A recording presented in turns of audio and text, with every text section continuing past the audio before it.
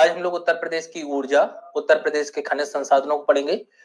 एक प्रश्न यहाँ से बनता है, दोनों को मिला के कभी कभी एक प्रश्न पूछ लेता है, ठीक है ना। छोटा सा टॉपिक है, तो उत्तर प्रदेश की ऊर्जा और उत्तर प्रदेश के खनिज संसाधन।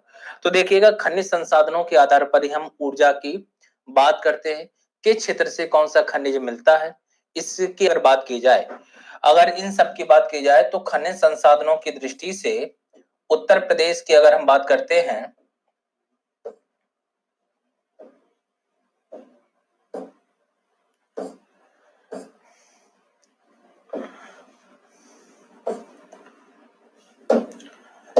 अगर हम खनिज संसाधनों की दृष्टि से उत्तर प्रदेश की बात करते हैं, तो उत्तर प्रदेश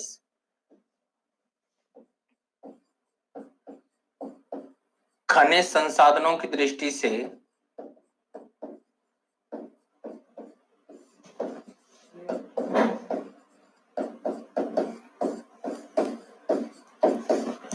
एक निर्धन राज्य है। उत्तर प्रदेश में खनिजों का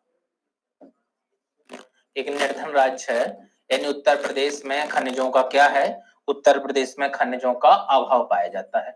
उत्तर प्रदेश में खनिजों को क्या पाया जाता है, अभाव पाया जाता है। यहाँ पर खनिज मिलते तो हैं, लेकिन बहुत अधिक मात्रा में नहीं मिलते हैं, और अधिकांश ऐसे खनिज मिलते हैं जिनका मूल्य बहुत कम होता है, या जिनकी उपयोगिता भी बहुत कम होती है। मूल्य और उपयोगिता में दोनों में क्या होती है, कम है। अगर हम बात करते हैं उत्तर प्रदेश में खनिज संसाधनों की, तो उत्तर प्रदेश में जो खनिज है, खनिज हमने आपको बताया था 3 प्रकार के होते हैं। खनिज 3 प्रकार के होते हैं, कौन से? जिनमें धातु का अंश पाया जाता है, जिनमें धातुएं आती हैं उन्हें धात्विक खनिज कहते हैं। जिनमें धातुएं नहीं आती हैं उन्हें अधात्विक खनिज कहते हैं। और ऐसे खनिज जिनका हम ईंधन के रूप में उपयोग करते हैं, उन्हें किस नाम से जानते हैं? उन्हें नाम दिया जाता है ईंधन खनिज। तो अगर हम उत्तर प्रदेश की बात करते हैं कि उत्तर प्रदेश में कौन सा खनिज मिलता है या कौन से खनिज संसाधन मिलते हैं, तो उत्तर प्रदेश में अधात्विक खनिजों की प्राप्ति होती है। उत्तर प्रदेश से किनकी प्राप्ति होती है? तो उत्तर प्रदेश से जो प्राप्ति होती है वो होती है अधात्विक खनिजों की। किसकी प्राप्ति होती है? तो उत्तर प्रदेश से अधात्विक खनिजों की प्राप्ति होती है। पहला पॉइंट ये याद रखना है, ठीक ना। कई बार पूछ लिया जाता है कि उत्तर प्रदेश में निम्नलिखित में से कौन से, या उत्तर प्रदेश से किस प्रकार के खनिजों की प्राप्ति होती है? अधात्विक।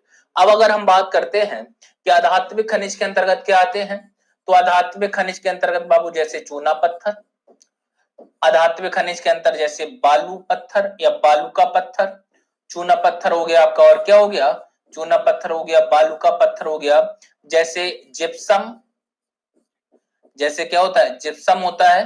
तो जैसे सैल खड़ी, जैसे सैल खड़ी, ठीक ना, जैसे सैल खड़ी, जैसे संगमरमर, इन सब की प्राप्ति होती है। और साथ ही साथ इन सभी का उपयोग, इन सभी का उपयोग क्या है? इन सभी का उपयोग जो है वो भवन निर्माण में किया जाता है, इसलिए इन्हें एक नाम दे दिया गया, नाम दिया गया भवन निर्माण सामग्री। क्या नाम दिया जाता है? इनको एक नाम दे दिया जाता है भवन निर्माण सामग्री, ठीक ना। किस नाम से जानते हैं? तो इन्हें नाम से जाना जाता है भवन निर्माण सामग्री के नाम से जाना जाता है।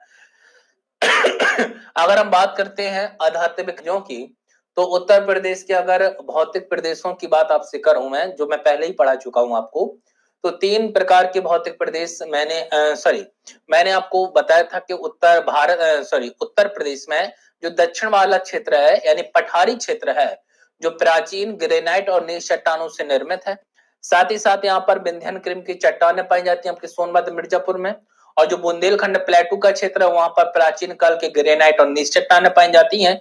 तो ग्रेनाइट और नीच चट्टानों और साथ ही साथ विंध्यन क्रीम की चट्टानों से ही हमें किसकी प्राप्ति होती है? हमें प्राप्ति होती है अधात्विक खनिजों की।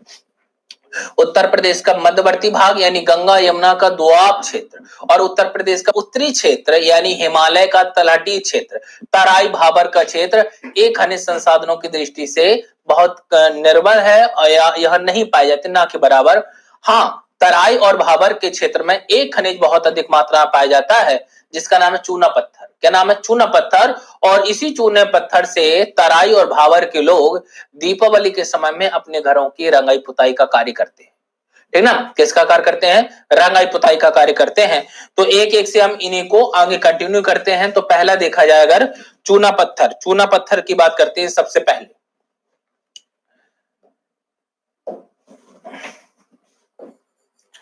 चूना पत्थर कैल्शियम कार्बोनेट,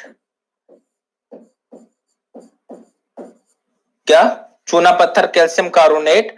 अगर हम इसकी बात करें तो उत्तर प्रदेश राजस्थान के बाद दूसरे स्थान पर है।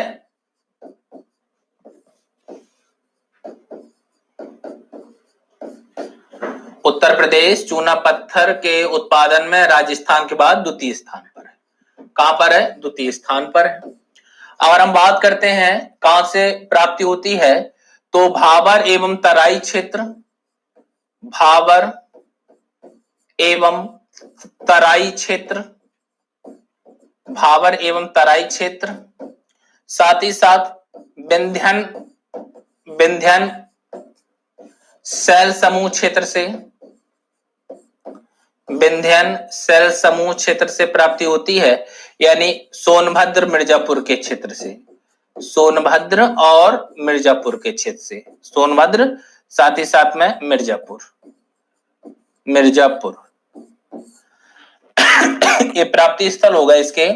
और साथ ही साथ अगर हम बात करें चूना पत्थर का उपयोग की तो रंगाई पुताई का कार्य किया जाता है, इसमें रंगाई पुताई का कार्य किया जाता है। साथ ही साथ किस काम में आती है, भवन निर्माण में,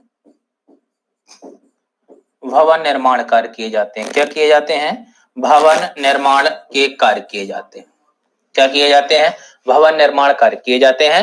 भवन निर्माण में इनका उपयोग किया जाता है, ठीक ना, क्या किया जाता है, उपयोग किया जाता है। एक और है तो यहां मैं लिख दे रहा हूं, सीमेंट उद्योग में, सीमेंट उद्योग में, सीमेंट उद्योग में कच्चे माल के रूप में, सीमेंट उद्योग में कच्चे माल के रूप में,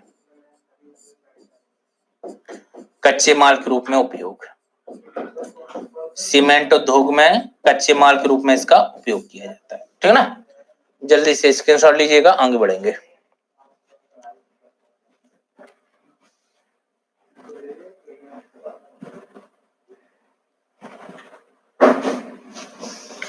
ठीक ना। अगला डोलामाइट,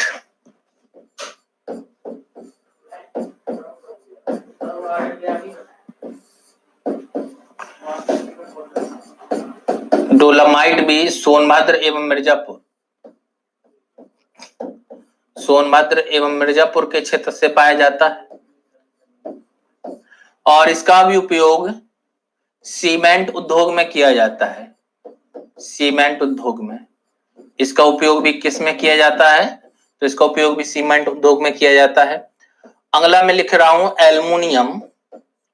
तो अगर उत्तर प्रदेश में एल्युमिनियम की बात की जाती है तो एल्युमिनियम तो ऑक्साइड के रूप में मिलता है और एल्युमिनियम का ऑक्साइड क्या होता है, बॉक्साइड। तो इसकी जो प्राप्ति है वो सोनभद्र जिले के, सोनभद्र जिले में होती है, सोनभद्र जिले से प्राप्ति होती है इसकी। कहां से प्राप्ति होती है, सोनभद्र जिले से प्राप्ति होती है किसकी, और सोनभद्र जिले से प्राप्ति होने के कारण ही सोनभद्र में एक जगह है जिसका नाम है रेणुकूट। रेणुकूट में क्या लगाई गई है, एल्युमिनियम फैक्ट्री लगाई गई है, एल्यूमिनियम, एल्युमिनियम उद्योग या एल्युमिनियम की यहां पर क्या लगाई गई है, एल्युमिनियम फैक्ट्री लगाई गई है। कई बार पूछ लिया जाता है रेणुकूट किसके लिए जाना जाता है, तो अगर आपसे ऐसा पूछा जाए कि रेणुकूट जो है वो किसके लिए जाना जाता है तो याद रखिएगा किसके लिए जाना जाता है, एल्युमिनियम के लिए जाना जाता है। किस जिले में है, ये सोनभद्र में है और यहाँ पर जो फैक्ट्री है उसका नाम है हिंडल्को। हिंडल्को, अगर हिंडल्को का हम फुल फॉर्म देखते हैं तो Hindustan aluminium corporation, Hindustan aluminium corporation की यहाँ पर क्या लगाई गई है, फैक्ट्री, एक कारखाना लगाया गया है, ठीक ना, ये याद रखना है आपको।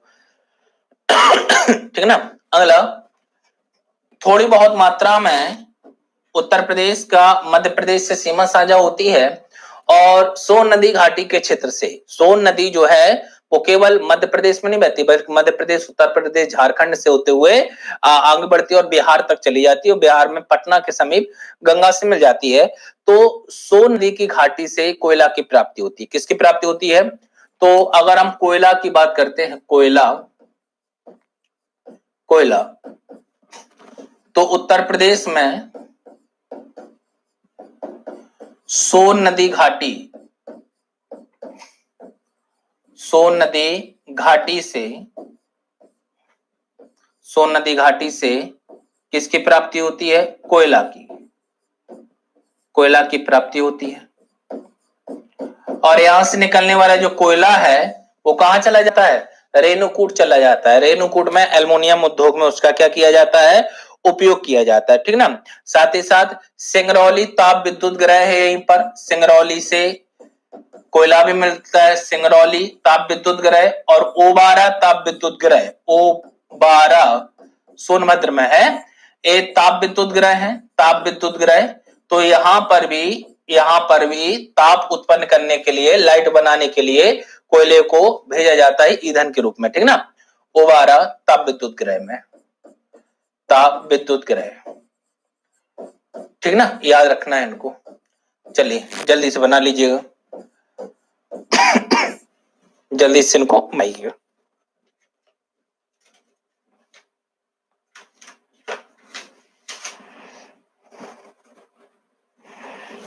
ठीक है, अगला देखते हैं गोल्ड।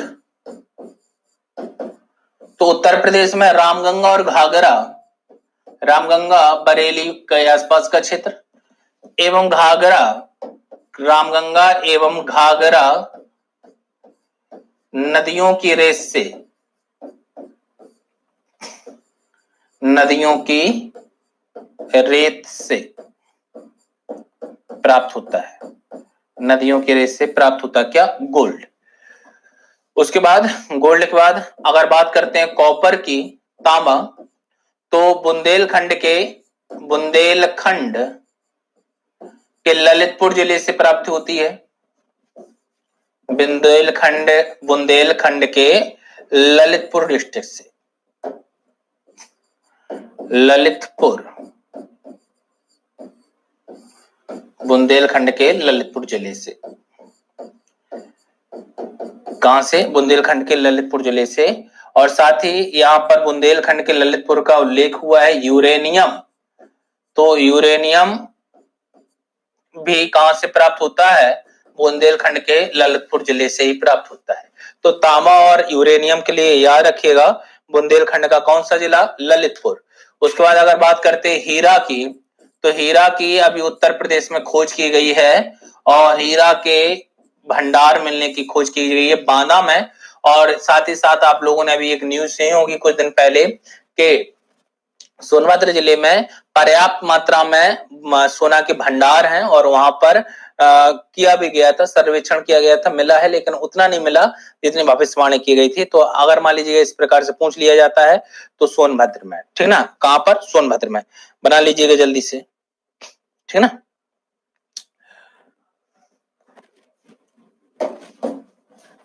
एक और खनिज आता है जिसका नाम है जिप्सम। अगर हम जिप्सम की बात करते हैं तो ये विंध्यन क्रम की चट्टान है, विंध्यन क्रम चट्टान। और अगर बात करें विंध्यन क्रम की चट्टानें किन राज्य जिलों में पाई जाती हैं? मिर्जापुर और सोनभद्र में। और साथ ही साथ बुंदेलखंड क्षेत्र से इसकी प्राप्ति होती है, बुंदेलखंड क्षेत्र से भी जिप्सम की प्राप्ति होती है। और अगर बात करते हैं हम जिप्सम का उपयोग क्या है, तो जो जिप्सम का उपयोग होता है, जिप्सम का उपयोग क्या होता है? जिप्सम का उपयोग होता है क्या? तो जिप्सम का उपयोग होता है सीमेंट बनाने में, इसका उपयोग किया जाता है, सीमेंट बनाने में, सीमेंट बनाने में क्या किया जाता है? तो सीमेंट बनाने में इसका उपयोग किया जाता है, ठीक ना। जिप्सम से प्लास्टर ऑफ पेरिस, ठीक ना। तो जिप्सम से हम क्या बनाते हैं, जिप्सम से सीमेंट बनाया जाता है, इतनी बात याद रखिएगा। यही महत्वपूर्ण खनिज है उत्तर प्रदेश में। खनिजों की दृष्टि से उत्तर प्रदेश संपन्न नहीं है, बहुत ही निर्बल है, बहुत ही दुर्लभ है, ठीक ना, दुर्बल है और निर्बल है, ठीक ना, याद रखिएगा, ज्यादा मात्रा में यहाँ पर नहीं पाए जाते। अब आइएगा, अब उत्तर प्रदेश की हम ऊर्जा की बात करते हैं। तो देखिएगा, अगर ऊर्जा संसाधन की बात कर रहे हैं तो दो प्रकार की ऊर्जा के स्रोत हैं, परंपरागत स्रोत और गैर परंपरागत स्रोत। परंपरागत स्रोत जिनका हम दोबारा से उपयोग नहीं कर पाते हैं, ऐसे स्रोत जिनको हम दोबारा एक बार उपयोग होने के बाद हम उनका दोबारा उपयोग नहीं कर सकते, जैसे कोयला है, पेट्रोलियम है, ताप है, जल विद्युत ऊर्जा है। ताप का मतलब यहाँ पर लाइट से आपकी, ठीक ना, और जल विद्युत ऊर्जा से मतलब पानी के द्वारा उत्पन्न होने वाली ऊर्जा। और गैर परंपरागत स्रोत जिनको हम कई बार यूज में ला सकते हैं, जैसे सौर ऊर्जा है, पवन है, भूतापीय ऊर्जा है, ज्वारीय ऊर्जा है, इस प्रकार से, ठीक ना, बायोमास है, बायोगैस है, ठीक ना। तो ये तो हम आपको भूगोल में भी पढ़ाए थे। आगे देखिएगा, मैंने यहाँ पर कुछ चीजें लिखी हैं। अगर बात करें उत्तर प्रदेश में ताप विद्युत की, तो ताप विद्युत को उत्तर प्रदेश में 3 भागों में बांट दिया। उत्तर प्रदेश राज्य विद्युत उत्पादन निगम, इस निगम के द्वारा, इस कॉरपोरेशन के द्वारा विद्युत का उत्पादन किया जाता है। उसके बाद उत्तर प्रदेश जल विद्युत उत्पादन निगम, इसके द्वारा जल विद्युत का उत्पादन किया जाता है। और बीच में लिखा Uttar Pradesh power corporation limited. तो Uttar Pradesh power corporation limited क्या करता है, इस पर, किस पर, उत्तर प्रदेश राज्य विद्युत उत्पादन निगम पर क्या करता है, नियंत्रण रखने का कार्य करता है। कॉर्पोरेशन है ये, ठीक ना, कॉर्पोरेशन लिमिटेड है, बिलिंग है आपका, ठीक ना, कहां पर कौन सी इकाई लगनी है, कितनी इकाइयां लगनी है, इन सभी का कार्य कौन करता है, Uttar Pradesh power corporation limited करता है, ठीक ना। अगर ताप विद्युत उत्पादन की बात की जाए तो उत्तर प्रदेश राज्य ताप विद्युत निगम लिमिटेड, जो ताप विद्युत निगम लिमिटेड है, उसकी स्थापना 14 जनवरी वर्ष 2000 में की गई थी। और इसकी वर्तमान समय 25 यूनिट है। इसकी जो उत्तर प्रदेश राज्य ताप विद्युत निगम है लिमिटेड है, इसकी वर्तमान समय में 25 यूनिट है। कुछ यूनिटों के हमने नाम लिखे, ये बहुत इंपॉर्टेंट है। हरदुआगंज कहां पर है, तो हरदुआगंज आपका अलीगढ़ में है, अलीगढ़, अलीगढ़ में है, ये बहुत ज्यादा बार पूछा जाता है, हरदुआगंज। पारीक्षा कहाँ है, तो आपका ये झांसी में है, झांसी ललितपुर में है, झांसी ललितपुर की बाउंड्री पर है, झांसी ललितपुर। पनकी, इस इकाई को देखिएगा अभी हाल ही में बंद कर दिया गया। पनकी छोटी इकाई थी, बड़ी इकाइयों का निर्माण किया जा रहा है, पनकी। और पनकी कहाँ है, बड़ा फेमस है, तो कहां पर है, कानपुर। अनपरा ओबारा कहां पर है, सोनभद्र में।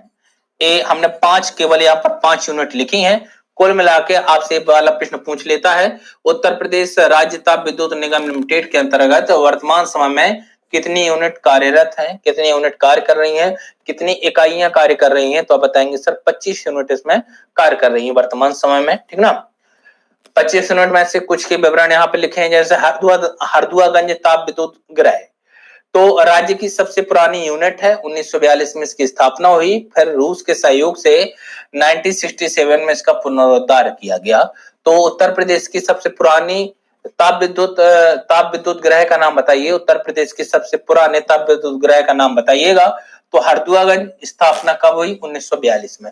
2 यूनिट है, हरदुआगंज ताप विद्युत यूनिट 1, हरदुआगंज ताप विद्युत यूनिट 2।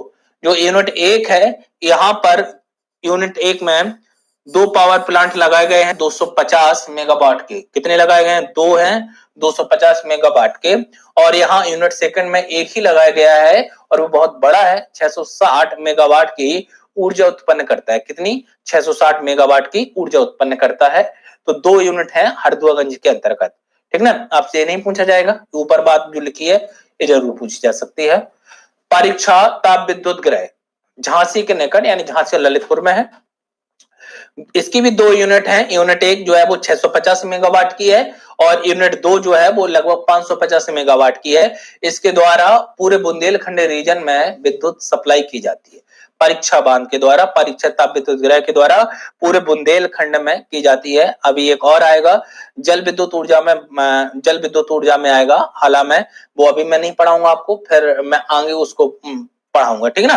तो कुछ बांध हैं जिनके द्वारा होती है, जैसे बाणसागर बांध हो गया, ठीक ना। और यहाँ पर बाणसागर बांध हो गया, यहाँ पर परीक्षा बांध है एक, ठीक ना, तो इनके द्वारा भी प्राप्ति होती है, लेकिन वो जल विद्युत ऊर्जा की बात है, ठीक ना। O12 तप विद्युत ग्रह सोनभद्र में है। 1967 से इसका निर्माण कार्य प्रारंभ हुआ और 1971 तक यानी लगभग 4-5 वर्षों में इसका निर्माण हो पाया। और यूएसएसआर सोवियत संघ रूस के सहयोग से इसका निर्माण हुआ था। उत्तर प्रदेश की किस इकाई का निर्माण या उत्तर प्रदेश के किस तप विद्युत ग्रह का निर्माण रूस के सहयोग से किया गया था? तो O12 तप विद्युत ग्रह का, ठीक ना। और ये बहुत बड़ा है, 1288 वाट का यहाँ पर पावर प्लांट लगाया गया है, यूनिट है इसकी, ठीक ना।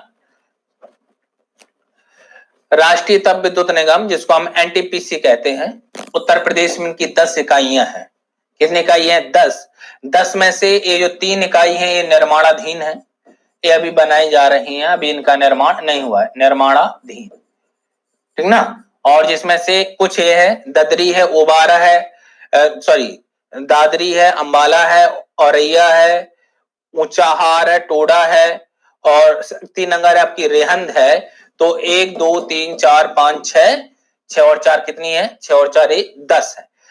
इसमें से ए जो है एक गैस से संचालित होने वाली है, गैस से, और जबकि बकाया जो है, ये जो बकाया जो है ये किससे संचालित होने वाली है? विद्युत से, ठीक है ना।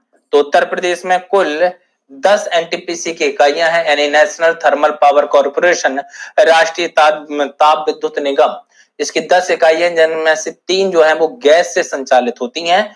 दादरी है, बरेली की आंवला है और औरैया में औरैया है। उसके बाद ऊंचाहार जो कि रायबरेली में है, टोडा जो कि अम्बेडकर नगर में, शक्तिनगर जो कि सोनभद्र में है, रेहंद जो कि कहां पर है? ये भी सोनभद्र में है। और ये 3 निर्माणाधीन है। तो निर्माणाधीन की बात ना करके अगर ये 4 की बात की जाए तो ये किससे संचालित है? ये विद्युत से संचालित होने वाली है।